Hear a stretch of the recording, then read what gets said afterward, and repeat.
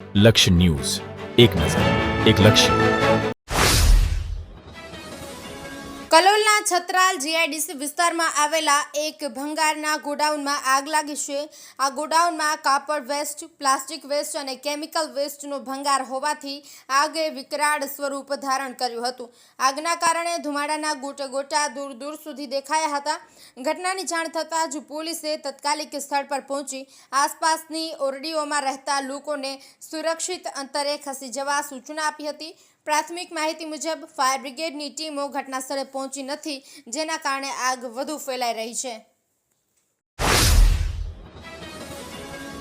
કલોલ તાલુકાના પોલીસની ગાઢ નિદ્રામાં સઈજ ગામની સીમમાં ધમધમતા જુગાર ધામ ઉપર ગાંધીનગર લોકલ ક્રાઇમ બ્રાન્ચે પૂર્વ બાતમીના આધારે દરોડો પાડી ઈસમોની રોકડ, મોબાઈલ અને વાહનો સહિત કુલ 1,24,650નો મુદ્દામાલ સાથે ધરપકડ કરી છે, જ્યારે અન્ય 4 ઈસમો નાસી જવામાં સફળ રહ્યા છે.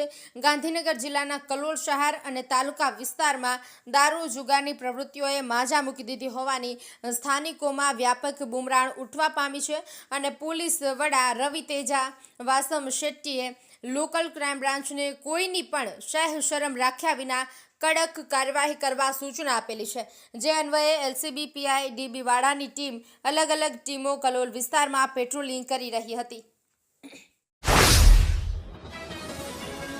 કલોલ સ્થિત સ્વામિનારાયણ યુનિવર્સિટી ખાતે રાષ્ટ્રીય ગીત વંદે માતરમના 150મા વર્ષની ઉજવણી કરવામાં આવી હતી. સ્વામિનારાયણ વિશ્વ મંગલ ગુરુકુલ દ્વારા સંચાલિત આ યુનિવર્સિટીમાં આ પ્રસંગે વિશેષ કાર્યક્રમનું આયોજન થયું હતું. આ ઉજવણીમાં કલોલના ધારાસભ્ય બકાજી ઠાકોર, કલોલ શહેર ભાજપ સંગઠન પ્રમુખ જીતેન્દ્રભાઈ પટેલ, મહામંત્રી યોગેશભાઈ પટેલ અને પ્રકાશભાઈ નાયક ઉપસ્થિત રહ્યા હતા.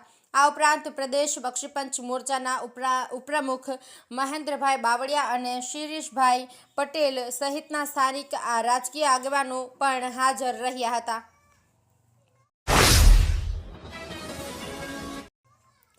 પાટનગર ગાંધીનગરના સેક્ટર 25 વિસ્તારમાં ઝરખ જોવા મળી હોવાના દાવાને પગલે સ્થાનિક રહેવાસીઓમાં ફફડાટ વ્યાપી ગયો છે. સૂર્યનારાયણ સોસાયટી વિસ્તાર અને ખાસ કરીને સંતોષી માતાજીના મંદિર નજીક આ શિકારી પ્રાણી જોવા મળી હોવાનો સ્થાનિક લોકોએ દાવો કર્યો છે, જેના પગલે વન વિભાગને તાત્કાલિક જાણ કરવામાં આવી હતી. હાલમાં વન વિભાગની ટીમ દ્વારા અત્રેના વિસ્તારમાં સર્ચ ઓપરેશન શરૂ કરવામાં આવ્યું છે. પાટનગર યોજના વિભાગ 1 હેઠળ સ્મશાનથી જીઈબી થઈને ચરેડી ચોકડી તરફ જતા માર્ગના વાઇડનિંગ અને નવીનીકરણની કામગીરી શરૂ થવા જઈ રહી છે. આ કામગીરીને પગલે માર્ગ પર અકસ્માત ન થાય અને ગુણવત્તાયુક્ત કામ થાય તે હેતુથી ગાંધીનગરના અધિક જિલ્લા મેજિસ્ટ્રેટ દ્વારા સેક્ટર 30 સ્મશાનની ચરેડી ચોકડીનો માર્ગ 11 મહિના માટે બંધ કરી ટ્રાફિક ડાયવર્ઝન અંગેનું જાહેરનામું બહાર પાડવામાં આવ્યું છે.